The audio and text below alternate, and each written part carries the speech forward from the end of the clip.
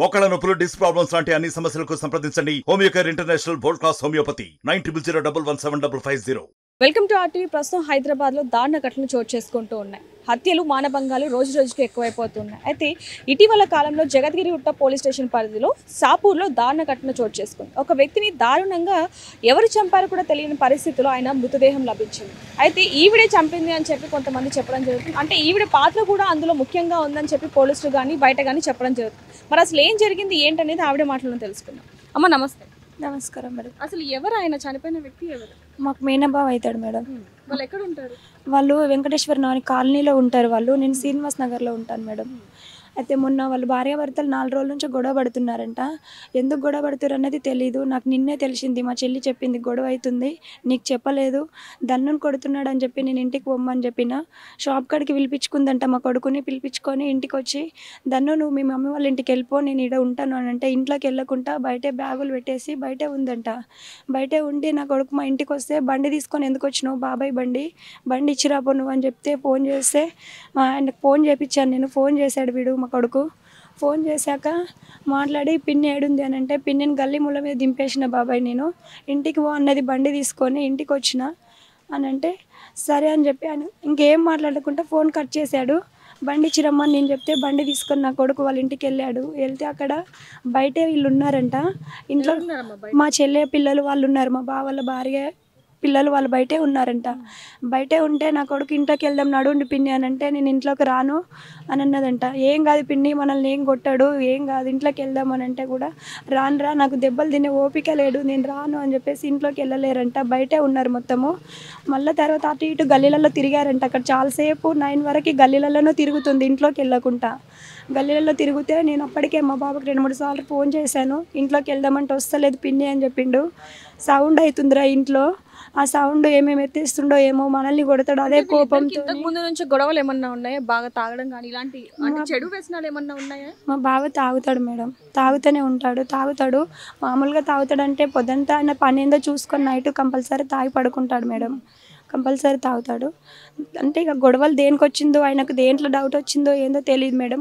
ఎవరితో మాట్లాడడం లేదు, 15-20 రోజుల నుంచి ఎవరితో మాట్లాడట్లేదు. అన్నం పెట్టినా తినట్లేదు, చాయ్ ఇచ్చినా తీసుకోవట్లేదు. ఆయనే పెట్టుకుంటుండు, ఆయనే తాగుతుండు, ఆయనంతలో ఆయనే ఉంటుండు, ఎవరితోనే మాట్లాడట్లేదు. ఇంకా ఆ రోజు గొడవ అయిపోయింది. ఇంటికి గల్లీలోనే తిరుగుతున్నారు వాళ్ళు. తిరిగిన తర్వాత ఇంటికి మా ఇంటికన్నా తోలుకొని రాబెట్టని మా కొడుకు ఫోన్ చేశాను. రోడ్డు మీద వాళ్ళిద్దరు ఎప్పుడు గొడవ పడుతూ ఉన్నారు కాబట్టి ఎవరైతే మీ అక్క ఉన్నారో ఆవిని మీ ఇంటికి మీ చెల్లెని మీ ఇంటికి తీసుకెళ్దాం అనుకున్నారు.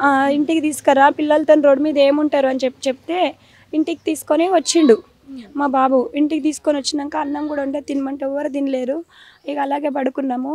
మా చెల్లి ఫోన్లోనే ఉంది చాలాసేపు. ఏందమ్మా ఫోన్లో ఉన్నావు, ఎవరు, ఈయన కూడా ఏమన్నా చెప్పిండా, ఫోన్ కూడా చేసిండా అని అడిగితే ఎవరు లేరు, కస్టమరు అని అన్నది. ఈ 11 గంటలకు కస్టమర్ ఏందమ్మా ఫోన్లో, నైట్ 11 అయిపోతుంది, ఈ నైట్లో కస్టమర్ ఏందమ్మా ఫోన్లో అని అంటే ఎవరు లేరక్క అని చెప్పి పడుకోక నువ్వు అని అంటే పడుకున్నాము. పడుకుంటే కూడా వేరే అతనికి ఫోన్ చేసి టాబ్లెట్ తెమ్మని చెప్పు, నాకు సుధరాయించట్లేదు, టాబ్లెట్ తీసుకొని ఇడికే రమ్మాను, నేను మాట్లాడతా అతనితో అని చెప్పేసి అన్నది. ఇంటికి పిలిపించింది. వచ్చాక కూడా చాలాసేపు ఉన్నాడు అతను కూడా. ఉండి నైట్ ఆమెతో మాట్లాడి. ఎవరు ఆ వ్యక్తి? ఎవరు అసలు తెలియదు మేడం నాకు. అంటే మామూలుగా మీ చెల్లె ఎవరినో ఒక వ్యక్తిని తీసుకొచ్చింది, మరి ఎవరు ఏంటని కనుక్కునే ప్రయత్నం చేయలేదా మీరు? మల్లేశం మేడం, మల్లేశం టిఫిన్ సెంటర్లో చేస్తాడు మల్లేశం. అతన్నే రమ్మను టాబ్లెట్ తీసుకొని అంటే తీసుకొని వచ్చారు. టాబ్లెట్ ఏం తేలేదు, అతను వచ్చాడు. వచ్చిన తర్వాత ఏమైనా తింటారా, ఏమైనా తేవాలనా అని వాళ్ళకి అడుగుతుంటే మాకు ఇప్పుడు ఏమొద్దు అని అంటే ఈ టైంలో ఆర్డర్ ఎందుకు వస్తుంది అని అడిగింది మా చెల్లె. ఎందుకు రావు, పెడితే ఏవైనా వస్తాయని చెప్పాడు. ఇంకా ఆడికి వాళ్ళు ఏదో మాట్లాడుకున్నారు. అంటే ముందే ఇవన్నీ అన్నారు. ఇంటికి వెళ్దాము, ఆయన ఒక్కడున్నాడు కదా, అందరం వెళ్దాము, నువ్వు వచ్చినావు కదన్నా, మా కొడుకుని ఎక్కించుకొని పో బండి మీద, ఆయన ఒక్కడే ఉన్నాడు ఇంట్లో. నేను చాలాసేపు వెళ్దామన్నా మేడం, వెళ్దామంటే కూడా వినిపించుకోలేరు. అరిగిపోయిన టేప్ రికార్డ్లాగా నువ్వేం తలిగినావు, ఇంటికి పోదామని. నేను ఎప్పుడన్నా వచ్చినా మీ ఇంటికి, ఈరోజే వచ్చినా కదా, వద్దు ఇంటికి వద్దు, ఏమొద్దు, ఆయన ఏం చేసుకోడు, ఆయన అట్లనే అంటాడు, ఏం చేసుకోడు అని చెప్పేసి ఎవ్వరు ఇంటికి రాలేరు మేడం. వెళ్దామంటే నన్ను వెళ్ళనీయలేరు, నా కొడుకుని కూడా వెళ్ళనీయలేరు. నాతో అక్రమ సంబంధం ఉన్నదని చెప్పేసి అందరూ కలిసి నా మీద వేసిండ్రు, వాళ్ళేమో చంపిండ్రు. అంటే ఇప్పుడు అక్కడ ఆయన ఒక్కరు ఉన్నప్పుడు మీరు వీళ్ళందరితోనే కలిసి ఉన్నారు కదా, మరి మీరే ఆయన ఏదో చేశారని ఎందుకని ఈ మాటలు బయటకు వస్తున్నాయి అంటారు? మేడం వాళ్ళు ఏమనుకున్నారంటే మేము పొద్దున్న టిఫిన్ సెంటర్ బండి ఓపెన్ చేయాలి, ఇంటికి వెళ్దామని చెప్పి పొద్దున్న వెళ్ళాం మేడం. వెళ్ళే వరకు గేట్ ఓపెన్ చేస్తే అంతా బ్లడ్ ఉంది. కిటికీలో నుంచి వెళ్ళి చూస్తే బయట కిటికీలో చూస్తే పడిపోయి ఉన్నాడు, సైడ్ మీద పడిపోయి ఉన్నాడు. పిలిస్తే వాళ్ళకెట్లేదని చెప్పి నేను గొంలెం పెట్టి ఉంది బయట నుంచి డోర్ తీసాను మేడం. నేను డోర్ తీసి లోపలికి వెళ్ళి చూసి భయపడిపోయాను. పక్క మీద ఉన్నవన్నీ ఇట్లా మలిపాను మేడం, నేను బొలిపించాను. ఇదంతా నేను ఎంత చీరిండ్రు అదంతా చేసిరు, చూసి తట్టుకోలేకపోయాను మేడం. నేను భయం అయిపోయింది. ఏ పరిస్థితుల్లో రక్తం మొత్తం రూమ్ నిండా రక్తమే ఉంది మేడం. అన్ని పడేసి ఉన్నాయి, కత్తులు గొడ్డన్లు అన్ని పడేసి ఉన్నాయి, చాకులు రంపెము అవన్నీ ఉన్నాయి మేడం.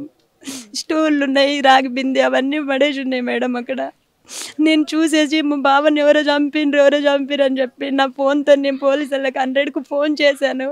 ఫోన్ చేస్తే అతను వచ్చి ఏం చేస్తున్నావు అమ్మ, నువ్వు ఫోన్ ఎవరికి చేస్తున్నావు అని ఫోన్ గుంజుకొని కట్ చేసి జేబులో పెట్టుకొని నా ఫోన్ ఇవ్వలేడు మేడం. నాకు మల్లేశం మేడం ఫోన్ ఇవ్వలేడు. ఫోన్ ఇవ్వకుండా గుంజుకొని వెళ్ళి హాస్పిటల్ దగ్గరికి వెళ్ళాక ఫోన్ ఇచ్చాడు నాకు.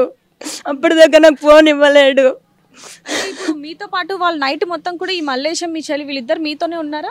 1 గంటల వరకు మా ఇంట్లోనే కూర్చొని ఆమెతో మాట్లాడుతూనే ఉన్నాడు మేడం. దాని తర్వాత ఆయన వెళ్ళిపోయిండు. మేము పడుకున్నాం. మా చెల్లి ఫోన్లోనే ఉంది మేడం నైట్ అంతా. మరి ఏం మాట్లాడారు ఏంటని మీరు ఏమైనా విన్నారా? ఆన్లైన్లో ఉన్నట్టుంది మేడం, మాట్లాడలేదు. ఫోన్ చూస్తూ ఉండిపోయింది. 1-2 గంటల దాకా కూడా ఫోన్ చూస్తే ఉండిపోయింది ఆమె.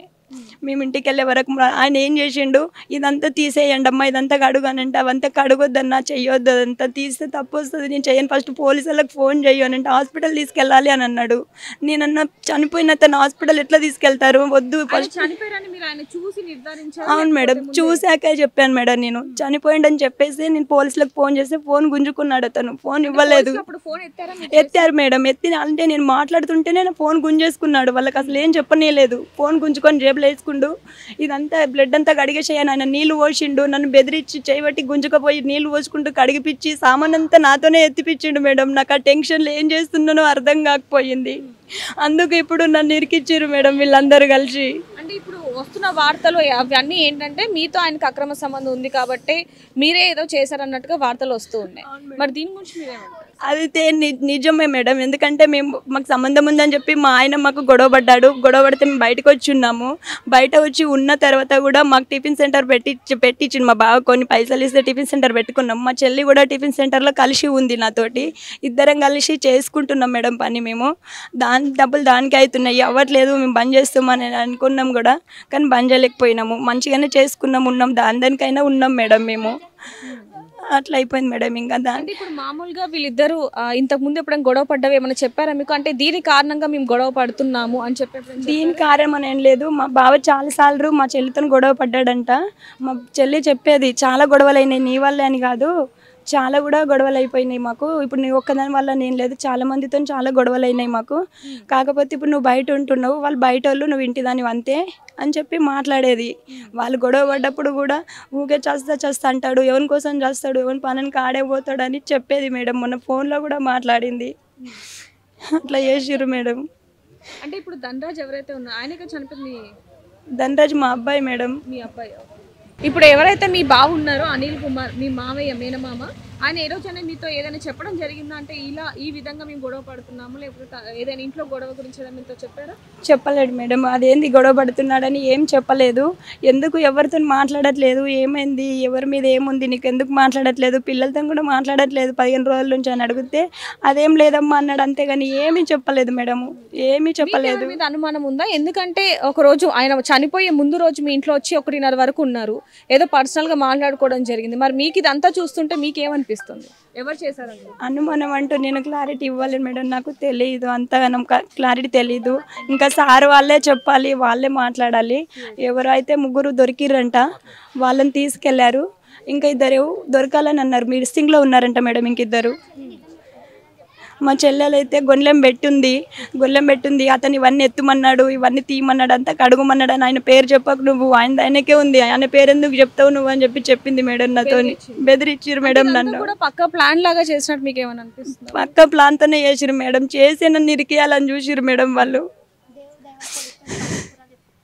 మరి ఇప్పుడు ఇక్కడ పోలీసులు ఏమంటున్నారు?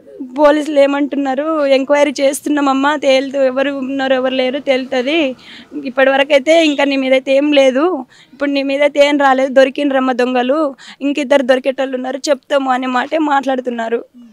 చూసారు కదండి, తన పాత్ర ఏమీ లేకపోయినప్పటికీ కూడా వాళ్ళ అక్క ఎవరైతే ఇంకొక అబ్బాయి ఉన్నాడో వాళ్ళిద్దరు కలిసి తిన ద్వారానే ఆయన చనిపోయాడు అని చెప్పి రూపొందించడం జరిగింది. అయితే ఇదే విధంగా చూసుకుంటే వీళ్ళిద్దరికి ఏదో సంబంధం ఉంది, అక్రమ సంబంధం ఉందని కూడా వీళ్ళిద్దరు మాత్రమే, ధనరాజ్ అలాగే వీళ్ళ అక్క ఇద్దరు కలిసి కూడా బయట పుకారు లేపి అంత హత్య కూడా తిన ద్వారానే జరిగింది, తనే చేసిందని చెప్పి ఒక రూమర్లు కూడా సృష్టించడం జరిగింది. అయితే ప్రస్తుతానికైతే ఎవరైతే చనిపోయారో అనిల్ కుమార్కి ఇప్పుడే పోస్ట్మార్టం చేయడం జరిగింది. పోలీసులు అలాగే నిందితులు అందరూ కూడా అక్కడే ఉండడం జరిగింది. ఏంటనేది మరిన్ని వివరాలు తెలుసుకునే ప్రయత్నం చేద్దాం. కెమెరామ్యాన్ వంశీతో రిపోర్టర్ దేవిక, హైదరాబాద్. మరిన్ని వీడియోస్ కోసం ఛానల్ ని సబ్స్క్రైబ్ చేయండి, లేటెస్ట్ అప్డేట్స్ కోసం వాట్సాప్ ఛానల్ ని ఫాలో చేయండి అండ్ లింక్ డిస్క్రిప్షన్ లో ఉంది.